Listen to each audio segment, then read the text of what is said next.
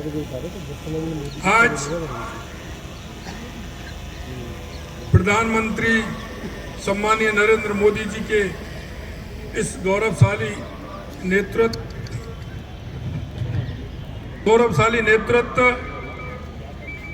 विकसित भारत का सपना जो हमने सजोया है, हम सब आप मिलकर के इस विकसित भारत संकल्प यात्रा के माध्यम से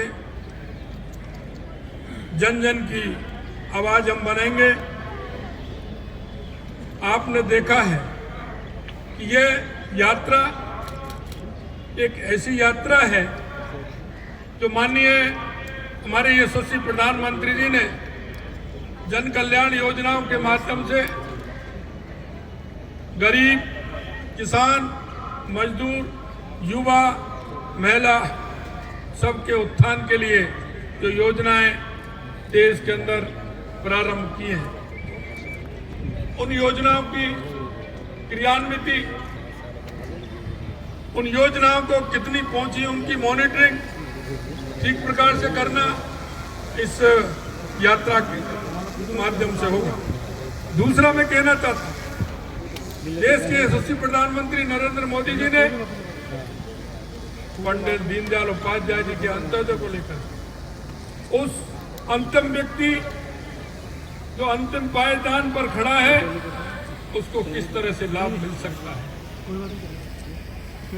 इसमें यह भी सुनिश्चितता की गई है कि कोई भी पात्र व्यक्ति किसी प्रकार से रह नहीं पाए, क्योंकि यह यात्रा इसके लिए है कि जो पात्र है उसको उसका लाभ मिलना चाहिए।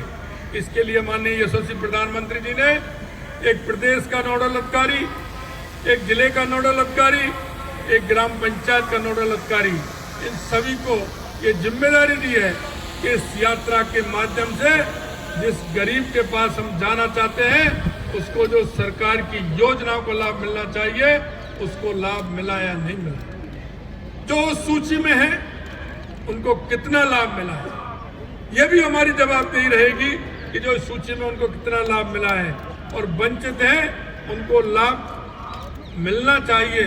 उस पात्र व्यक्ति को उसमें फॉर्म भी भरेगा और उसका लाभ भी उसे मिलेगा। उसके लिए हमने राजस्थान स्तर पर कल ही हमने एक कमेटी गठित की है। वो कमेटी इस बात के लिए होगी कि उस पात्र व्यक्ति का नाम आने पर उसको उसका लाभ मिला या नहीं मिला, उसका पात्र व्यक्ति का उस सूची में नाम आया नहीं आया, अगर वो नहीं आया तो क्यों नहीं आया, इसकी भी जवाबदेही होगी।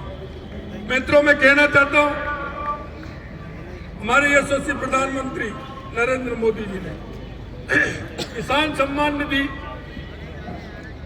हमारे किसान भाइयों को दी है, लेकिन मैं कहना चाहता हूं कि पिछली बार जिस तरह से उन किसानों को जिनको उस सूची में नहीं डाला गया, उस सूची में वो किसान नहीं आ पाए थे, इस यात्रा के माध्यम से वो किसान भी इस सूची में आते हैं। क्योंकि अगर किसी पिता के 3 पुत्र हैं, अगर पिताजी चले जाते हैं तो उसका नामांकन 3 पुत्रों के नाम खुलता है तो उनका लाभ उन तीनों को मिलता है। राज्य सरकार उनको तुरंत उस सूची में जोड़ करके उनको भी सम्मान दिलाने का काम करेगी। मैं आपसे इतना कहना चाहता हूं मित्रों कि हमारी सरकार महिलाओं के उत्थान के लिए, बालिकाओं के कल्याण के लिए और गरीब कल्याण के लिए कृत संकल्प है। हम इस बात का भी कल हमने हमारी महिलाएं और बालिकाएं उनकी सुरक्षा सुनिश्चित हो, निश्चित रूप से हमारी ये सरकार इसके लिए काम करेगी। यही नहीं, मैं आपसे कहना चाहता हूं कि प्रदेश में जिस तरह से भ्रष्टाचार, निश्चित रूप से हम जीरो टॉलरेंस पर काम करने वाले हैं। भारतीय जनता पार्टी जो कहती है वो करती है, और मैं आपको बताना चाहता हूं कि जो प्रदेश के अंदर कानून व्यवस्था, सुरक्षा, ये हमारा संकल्प है। हमारा घोषणा पत्र जो हमारा है वो घोषणा पत्र पूरी तरह से हमारा सरकारी दस्तावेज है। हम घोषणा पत्र की एक एक मांग को पूरा करेंगे।